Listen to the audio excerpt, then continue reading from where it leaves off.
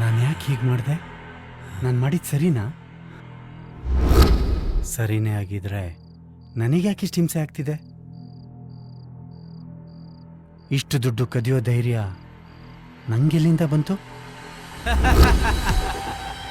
ನನ್ನಿಂದ. ಯಾರು ನೀನು?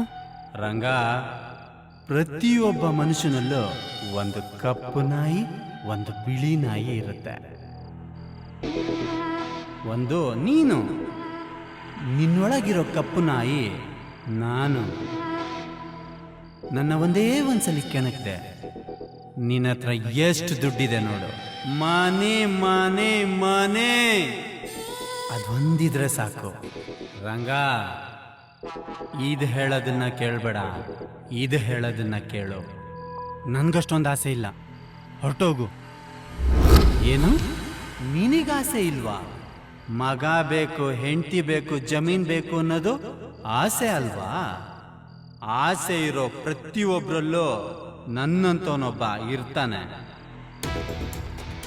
ನನ್ನನ್ನು ಬಳಸ್ಕೋ, ನಿನ್ನ ಆಸೆ ತೀರಿಸ್ಕೋ.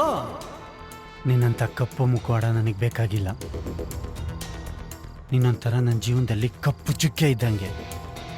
ನೋಡಕ್ಕಾಗ್ತಿಲ್ಲ. ಹೊರಟೋಗು, ಹೊರಟೋಗು.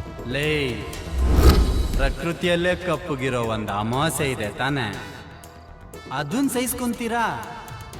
ಇದು ಹಾಗೇನೆ. ಈ ನನ್ನ ಕಪ್ಪು ಮಸಿನ ಆವಾಗ ಬಳ್ಕೊ. ನಾನು ನಿನ್ನ ಬೆಳೆಸ್ತೀನಿ. ಆಮೇಲೆ ನೋಡು, ನಿನ್ ಜೀವನ ಪೂರ್ತಿ ಬೆಳೆದಿಂಗ್ಲೆ. ನಿನ್ನಂತವ್ ನನಗೆ ಬೇಡ. ಏ ರಂಗ, ನನ್ನನ್ನು ಹೇಗೋ ಬೇಡ ಅಂತೀಯಾ? ನಾನು ನಿನ್ನ ಅಂತರಾಳ. ಈ ಮಸಿನ ಒಬ್ನೇ ಇರುವಾಗ ಬಳ್ಕೋ, ಎಲ್ರೂ ಮುಂದೆ ಒರ್ಸ್ಕೋ ಅಷ್ಟೇ. ಅಂತ ಮಸಿ ನನಗೆ ಬೇಕಾಗಿಲ್ಲ, ಬೇಡ. ಏಯ್, ಪಾತ್ರೆ ತಳದಲ್ಲಿ ಮಸಿ ಆದ್ರೇನೆ ಅಡ್ಗೆಗೆ ಒಳ್ಳೆ ರುಚಿ ಸಿಗೋದು. ಈ ಮಸಿನ ನೀನು ಬಳ್ಕೊಳ್ಳಿಲ್ಲ ಅಂದ್ರೆ ನಿನಗೆ ನಿನ್ನ ಜೀವನದ ರುಚಿನೇ ಸಿಗಲ್ಲ. ಅಂತ ರುಚಿ ನನಗೆ ಬೇಡ. ನೀನೊಬ್ಬ ಕಳ್ಳ, ನೀನು ನಂಗೆ ಬೇಕಾಗಿಲ್ಲ, ಹೊರಟೋಗು. ಯಾರು?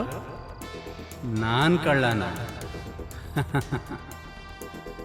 ನಿನ್ನೊಳಗಿರೋ ನಾನು ಕಳ್ಳ ಆದರೆ ಈ ಪ್ರಪಂಚದ ಪ್ರಕಾರ ಅದು ನೀನೇ ಕಳ್ಳ. ಆದರೆ ಅದು ಯಾರಿಗೂ ಗೊತ್ತಿಲ್ಲ, ಗೊತ್ತಾಗೋದು ಬೇಡ. ಯೋಚನೆ ಮಾಡು.